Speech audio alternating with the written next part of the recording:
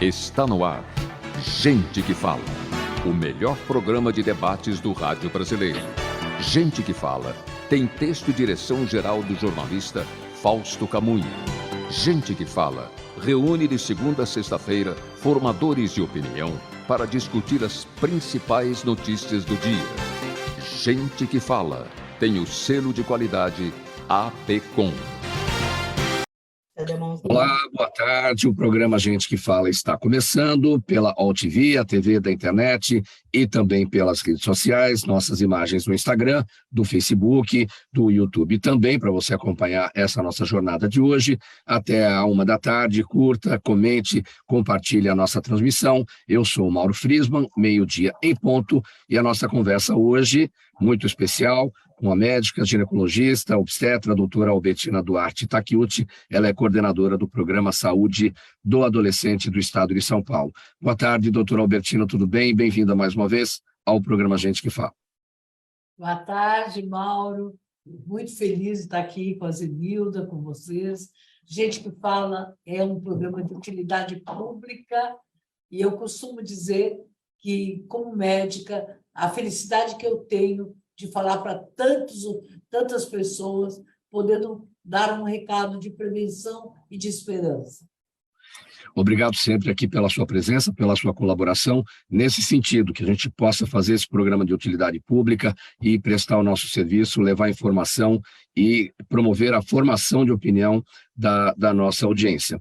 Olha, a doutora Albertina, há mais de 40 anos, a senhora atende pacientes de todas as classes sociais, seja aí no HC em São Paulo, onde recebe mulheres, jovens em situação de vulnerabilidade, vítimas de violência, abusos, tantas outras questões envolvidas. Como é que está a saúde da mulher atualmente aqui em São Paulo? Qual que é a sua observação, seu entendimento sobre esse cenário? No Brasil, nós temos muita felicidade de termos o Sistema Único de Saúde. E São Paulo é privilegiado, porque ele recebe mulheres também de outros estados, de outros países. Em torno de 20%, muitas mulheres do Brasil e de outros países, de estados e de outros países, vêm se tratar aqui. Nós temos hospitais fantásticos, como o Centro da Mulher, que é o Pérola Baito, o Hospital das Clínicas, muitas universidades que acolhem essas adolescentes. E, então, a gente é, na verdade, um formador de profissionais e um formador de opiniões da importância da saúde. E na questão da gravidez na adolescência, nós estamos exportando um modelo, uma vez que nós diminuímos a gravidez em 69% no estado de São Paulo. Mantivemos, durante a pandemia, essa diminuição. Isto eu apresentei em vários países durante a pandemia, como é que a gente estava conseguindo. Bem, o importante é que falta muita coisa. A gravidez na adolescência precisa reduzir, câncer de colo de útero ainda é um problema, câncer de mama ainda é um problema, a mortalidade materna é outra situação que, embora todas as situações de trabalho, ela tem diminuído muito pouco. Quer dizer, nós temos que festejar, mas temos que apontar que é importante. Nós conhecemos já do que morrem as mulheres. Nós já conhecemos a questão da saúde da mulher. Mulher hipertensa, mulher diabética, mulher que está tendo problemas cardíacos. Então, diante dessa situação, não é possível. Nós temos hoje o aumento de sífilis, que nós estamos tendo, o aumento de HPV, né? E tudo isso pode ser realmente, com um plano de governo adequado, ser reduzido. A ginecologista, a obstetra, essa profissional é a médica geral da mulher. A mulher, quando vai para fazer as suas consultas e vai pedir os seus exames, é a ginecologista que acaba sendo a profissional que vai acompanhar todos os detalhes, em todos os aspectos da vida da saúde da mulher, não? Mauro, olha, eu sou uma privilegiada, porque ginecologia quer dizer estudo da mulher, né? Então, como filosofia eu estudo, né? Então, o que é logia? É o estudo. Então, a gente estuda a mulher. Ela deve ser, sim, a mulher que aborda as diversas fases, começando, então, na mulher criança e entrando na mulher na menopausa, que essa menopausa tem que estar mais discutida, porque é uma fase importante da mulher. Agora, eu digo que é a adolescência da terceira idade, porque ela precisa, e a mulher mais velha, que está abandonada ainda nas suas necessidades, E hoje nós temos que estar discutindo uma coisa importantíssima, que é a questão da sexualidade. A sexualidade da mulher nas diversas idades e as consequências dessa sexualidade. A mulher que perde o parceiro, que está na menopausa, que se sente não mulher, essa mulher precisa ser acolhida. Então, os aspectos de saúde mental, eu acho que agora, depois da pandemia, elas têm que estar na pauta do atendimento. As mulheres estão ansiosas, estão com depressão, tentativas de suicídio, e essas mulheres, muitas vezes, lidando com uma família, uma mulher que lida com a família em depressão, como é que ela cuida desses seus filhos e dessas pessoas em volta dela, né? No seu atendimento, seja aí na sua clínica ou no Hospital das Clínicas, tem ocorrido, por conta até da pandemia e de tudo isso que a gente ainda vive, afinal de contas a pandemia ainda não terminou, o atraso, né, que muitas mulheres acabaram enfrentando no controle da sua saúde, acaba tendo aquele indicativo a partir do seu consultório para outras especialidades, coisa que não acontecia antes da pandemia? Nós tivemos, a pandemia tem que ser discutida, né? Ela não acabou, né? A gente acredita que 10 anos nós vamos estar ainda com essas situações, e na questão da saúde mental, né? No Hospital das Clínicas, o retorno do meu ambulatório, ele teve sempre do meu ambulatório esse aspecto. Nós temos profissionais da psicologia, da naturologia, né? Da nutrição. Então, o que nós estamos vendo? E aqui no meu consultório também, o que nós estamos vendo? Nós estamos vendo uma demanda enorme das questões de saúde mental. Por outro lado, a atrapalhação, vou dizer, os hormônios durante o estresse da pandemia, durante a reclusão, muitas mulheres anteciparam a sua menopausa, muitas mulheres tiveram alterações da menstruação. Eu tive, inclusive, puberdade precoce, adolescentes que não tinham puberdade precoce e que passaram a ter, Mauro, na questão da pandemia. Porque, claro, nós temos essa situação típica na Segunda Guerra Mundial. A minha tese foi de hormônios. Então, quando eu estive na França pesquisando, havia as mulheres, depois da Segunda Guerra, que tinham tido antecipação da sua menstruação e antecipação da menopausa, depois de uma guerra,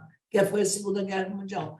Não, mas a maior guerra que nós vivemos com a pandemia, a Segunda Guerra Mundial não teve tantos mortos como nós tivemos. O Brasil não teve 670 mil mortes na Segunda Guerra Mundial. Então, é preciso entender que nós estamos numa guerra, pós-guerra, e que os seres humanos, não são só as mulheres, as crianças, os adolescentes, os homens, precisam ser acolhidos. A nova proposta do Sistema Único de Saúde tem e deve ser o acolhimento à saúde mental. As pessoas não podem ter vergonha de buscar ajuda do psicólogo, do psiquiatra. A depressão e a ansiedade são, sim, uma pauta de atendimento hoje. Diante dessa avalanche toda que a senhora desenhou, esse cenário todo desenhado, quem acolhe a médica? A médica tem que se tratar. Porque a senhora precisa de socorro também, né? Então, veja bem, eu sou uma médica que defende muito. Eu, desde que eu pude pagar, né? Na época não havia disponível na saúde pública, então, desde que eu pude pagar, eu pago o meu analista e eu tenho um contrato com ele muito assim, Mauro. Até aqui eu vou. Se daqui para frente eu começar a pirar mais, aí você me interna. Quer dizer, eu acho que é muito bom você ter um analista, que eu tenho, e tem muito orgulho, né? É o Dr. Marcos Cunha Gonçalves, que é um profissional de saúde mental incrível, e o fato dessa médica discutir a sua saúde e o seu entorno faz com que ela, que é o meu caso, a gente aprende muito a ver os limites do outro e os limites da gente também. Então, eu acho que todos os seres hoje devem ter essa situação. Eu sou de uma família, minha filha é psicóloga, né? E ela é uma psicóloga extremamente exigente, então o contato com a psicologia não é agora, é desde sempre, mas eu acho que as pessoas precisavam, na universidade, eu tenho discutido isso, na questão do trote, entre aspas, sei lá, não é trote, mas a humanização desse acolhimento, e é preciso que a escola veja esse acolhimento e todos os profissionais, né? Vocês, né? Todo mundo, vocês lidam com a notícia, vocês lidam com isso. Quer dizer, poder ter um espaço de escuta é um grande direito. Não acho que é um grande privilégio, é um grande direito. Aquela pergunta, doutora Albertina, que parece óbvia, né? Mas é fundamental aqui na nossa prestação de serviço. Quando a mulher deve fazer os exames gerais ou específicos, como o Papa Nicolau, a mamografia, nunca é demais dizer que a cada ano a mulher tem que ir para o consultório. Mauro, hoje, como eu disse, seja na rede pública ou no consultório particular ou nos convênios, é fundamental que a mulher faça o Papa Nicolau. Eu defendo fazer o Papa Nicolau desde que ela tenha vida sexual. Isso é uma defesa solitária, porque o Ministério da Saúde não aceita. Só aceita depois dos 24 anos.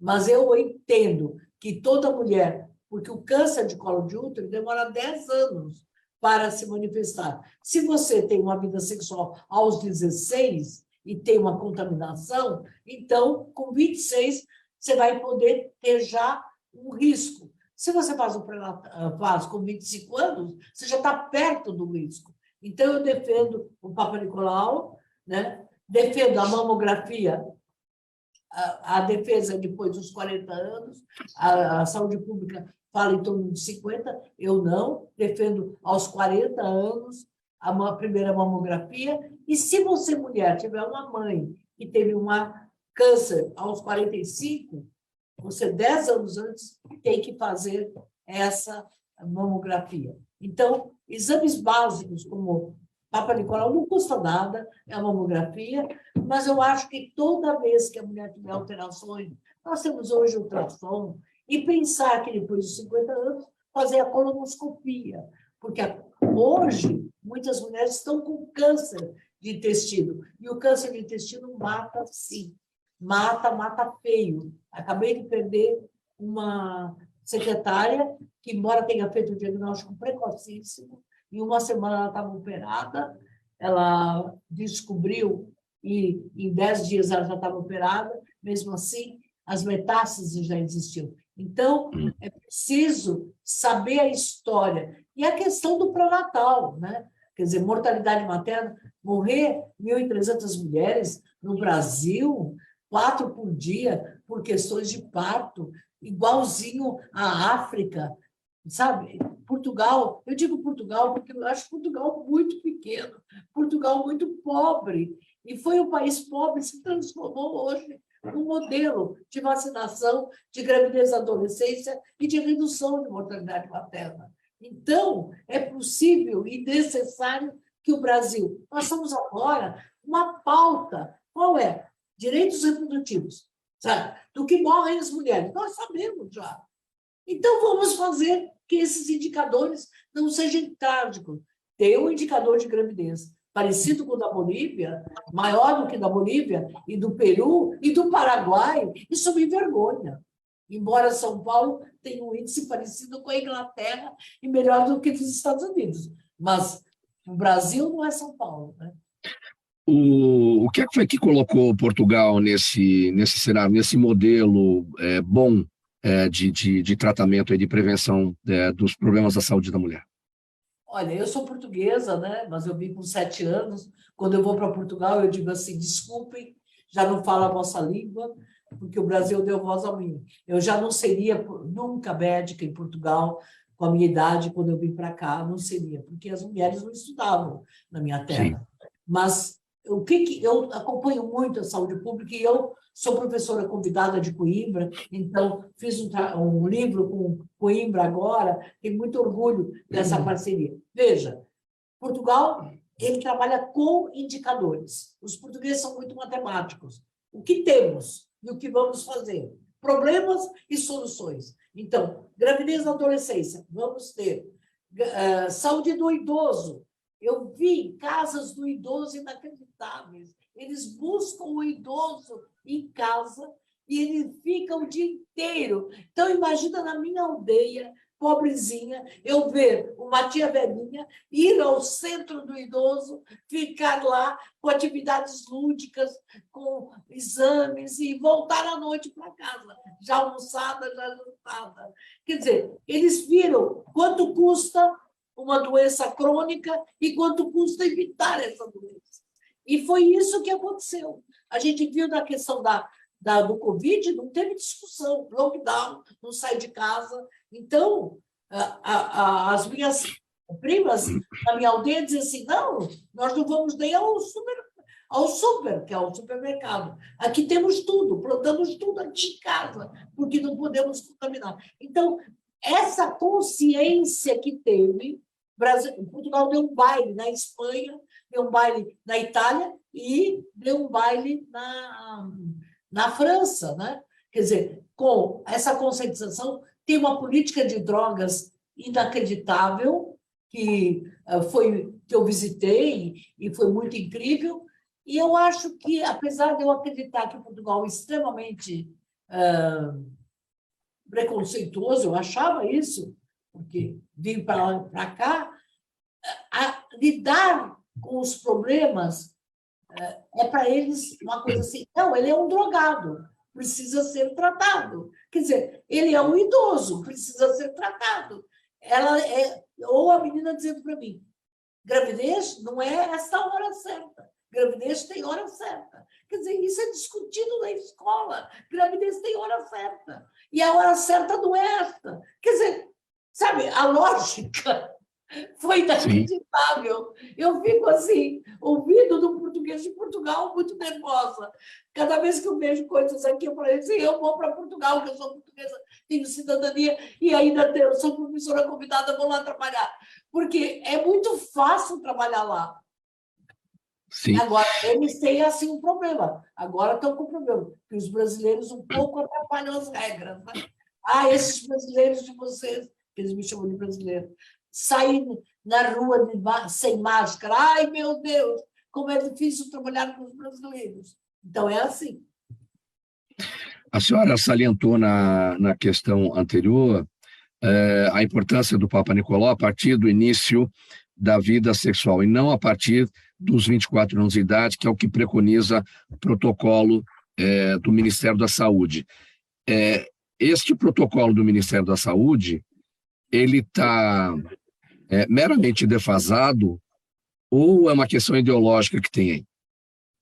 Veja, na verdade, esse protocolo, desde faz mais de 12 anos que eu debato, e São Paulo, porque havia assim, o HPV, 50% do HPV se resolve sozinho. Então, você tem uma lesão e 50% diminui. Mas é que aí é o meu lado português. E os outros 50%? Eu trabalho com 1%. Se tem uma mulher que morre, essa mulher precisa ser salva. É infinitamente maior que 0. A minha proposta é 0. Então, veja, já briguei com o Ministério, com colegas meus, eu já brigo com eles há 16 anos, então eu vou brigar mais agora, tenho mais tempo, vou brigar mais. E, realmente, a questão é desconhecimento. Eu não acho que é... Eu sempre digo que a ignorância gera maldade. e a maldade é com as mulheres. Então, como eu sou muito saúde pública, eu trabalho muito com indicadores. Então, veja, nós temos o pré-natal. Esse pré-natal que tem 7 consultas no mínimo, que é o índice bom da OMS. Como é que a gente tem uma mortalidade materna de 1.400 pessoas? Algo está errado, não está bem feito. Mas essa situação, existe uma necessidade de avaliação dos programas. Isso é ideológico, isso é cultural para o Brasil. A dificuldade de ouvir críticas e de fazer uma avaliação realmente do que não está bem. Vou falar um pouquinho sobre a questão da sexualidade, a vida sexual de mulheres e homens, graças à ciência, graças à tecnologia, medicamentos, isso tem se alongado aí ao longo nas faixas etárias. Até quando, até que idade é possível ter uma vida sexual saudável, doutora Albertina? Principalmente no caso das mulheres que passam a enfrentar muitas dificuldades na menopausa. Ai, Mauro, que legal. Eu tenho uma paciente de 87 anos, né, que descobriu um parceiro com 80 anos. E aí, aliás, as redes sociais tiveram um movimento diferente. Hoje, muitas mulheres estão encontrando os seus parceiros antigos, né? São essas festas de comemoração lá do colegial, ainda era colegial, na faculdade. Então, muitas mulheres estão encontrando os parceiros. Eu recentemente atendi uma mulher de 78 anos aqui no meu consultório, e há 40 anos ela tinha vindo com o seu parceiro, e agora retornou com ele, brigaram, né? E agora voltou. Então, primeiro, é possível ter, sim, lubrificantes vaginais. Eu digo sempre que o tesão, o prazer, é o maior estimulador da lubrificação da mulher. Bom, mas a gente pode cientificamente ter. Nós temos lubrificantes inacreditáveis, que duram 3 dias, a reposição hormonal, tudo. Então, a mulher pode ter relação até o final da vida dela, quando ela quiser, com 90 anos. Tem paciente com 90 anos tendo relação sexual. Uma coisa importante é o óleo de coco agora, que foi descoberto, que a mulher pode usar, já quando ela tem câncer de mama. Mas tem o laser. Quando a mulher teve câncer de mama, ela pode usar laser na vagina, que lubrifica, que melhora a textura e que deve estar na saúde pública, deve estar no SUS, que ainda não está. Tem uma deputada que agora acabou de falar da importância dessa restauração, da possibilidade de ter na saúde pública, no SUS, o laser. É um tratamento muito barato, o laser está aí, o aparelho é barato, ele é usado para outras coisas e é subutilizado. Então, isso. O homem, ele tem a pílula, né? É desonesto, uma questão de gênero. O homem tem há quanto tempo Viagra, Cialis, tudo. E a mulher não tem. Ela tem a pílula do prazer, que é a ocitocina, que eu tenho mandado fazer, que melhora. Mas a mulher é muito seletiva, então ela precisa de um parceiro bem legal. O homem tem a prótese, tem. Agora, sexualidade não é penetração. Pelo amor de Deus, sexualidade é beijo, é olho, é toque. Então, gente, toque. Então, eu defendo que a mulher tenha toque, beijo, até o dia dela morrer. Quando ela morrer, aí ela se aposenta, não tem mais. É que, muitas vezes, essa questão acaba ficando de lado, do toque, do beijo, essa coisa do carinho, justamente quando a mulher percebe que ela não está bem, que ela precisa partir, por exemplo, para uma reposição hormonal, mas às vezes aquilo é um bicho de 7 cabeças, né? E aquilo incomoda, ela fica preocupada se deve, se não deve. Há mitos, verdades e mentiras a respeito disso tudo. Isso acaba, no emocional, afastando a mulher disso muitas vezes, não? Veja bem, aquilo que eu falei, a ignorância gera maldade, né? Não. Então, o desconhecimento gera maldade com ela mesma. E a autoimagem, quer dizer, nós temos o etarismo, a idade da mulher. Quantos anos você tem? Você está velha. E o estar velha é uma tragédia, né? Então, realmente, nós temos todo um louvor da juventude, quando o mundo está na mão de homens, né? Olha o Biden, tem quantos anos? 77 anos. O príncipe Charles, quantos anos tem que assume agora, né? Então, é preciso, nessa questão de gênero, entender que a mulher vive mais que o homem, isso já está demonstrado mundialmente, que a mulher vai mais aos postos de saúde e ao médico se cuida mais, faz mais regime, mas a mulher, ela é questionada. É preciso que ela comece a entender que as rugas que ela tem são as marcas das vitórias dela, são os troféus, o troféu da estrada. E ela vai ter barriguinha assim, ela vai estar mais gorda assim, mas ela tem uma experiência de vida tão forte e tanta coisa a exigir e a dar, que é preciso que ela se valorize nessa conquista. Então, a primeira coisa é ela não aceitar que ela é limitada. Essa mulher, na menopausa, não pode ser agora a babá dos netos. Ou então, a retardada, que muitas vezes, ai, mãe, você não sabe isso. Ai, pai, você não sabe isso. Mais mãe, né? Você não sabe isso. É melhor você, na classe média, está usando isso. Use fruto, passa tudo para os seus filhos. Você já não sabe mexer no computador, não sabe mexer nisso, não sabe mexer naquilo. Ela pode não mexer no computador, mas ela pode ter um computador aqui na cabeça, que é a história da vida dela. E é assim. E se ela aprendeu a lidar com a vida, ela aprende a lidar com o computador também. Então, isso que eu esqueci de dizer. Em Portugal, muito engraçado. Parece que eu estou saudosista. Olha, pensa bem, eu encontrar uma tia-avó de 90 anos, dizendo, queres que eu te mande pelo WhatsApp? Eu falei, o quê? Ô, raios. Ô, raios, o que aconteceu? Ela disse assim, por quê? Estás cá? Né? Porque estás cá e estás lá. Então, é o que ela fala. E aí ela me manda foto, né, dela passeando, tudo, fotografa, manda tudo pelo WhatsApp. Eu, assim, que beleza. E eu falei, onde você aprendeu, tia? Oi, lá no centro. O centro é o centro do idoso. Quer dizer, é isso que eu acho que a gente tem que pensar numa qualidade de vida. E nas aldeias, as mulheres com 90 anos plantam flores e plantam couves e fazem horta. Então, eu acho que a gente tem que começar agora a gente a plantar, fazer com que as nossas mulheres não se envergonhem da idade que elas têm. Ora, pois, doutora Albertina Duarte, a gente vai para o encerramento aqui dessa edição do programa Gente que Fala. Sua despedida, por gentileza.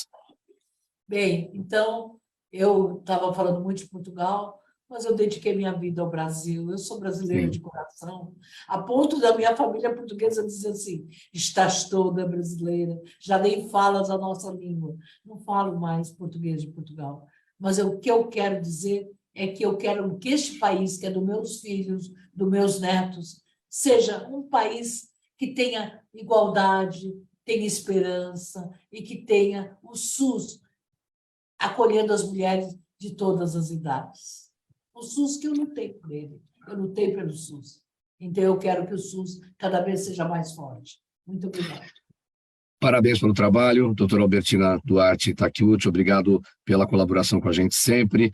Doutora Albertina, que é ginecologista, obstetra, coordenadora do programa Saúde do Adolescente do Estado de São Paulo, falando sobre a saúde da mulher aqui nessa edição do programa Gente que Fala, que tem a realização da ABCOM, na técnica da UltV, o Sérgio Oliveira. Valeu, Sérgio, aí pelos trabalhos. Apresentação minha, Mauro Frisman, pauta e redação do Pedro Schiavon, Zenilda Salvato, nossa diretora de produção, jornalista Fausto Camunha, nosso diretor-geral, na UltV, a direção-geral do Alberto Luchetti, e você, espectador, internauta, a razão da nossa presença aqui todos os dias. Obrigado pela audiência, a gente volta a se falar amanhã aqui pela UltV, a partir do meio-dia. Um abraço a todos. Tchau, tchau.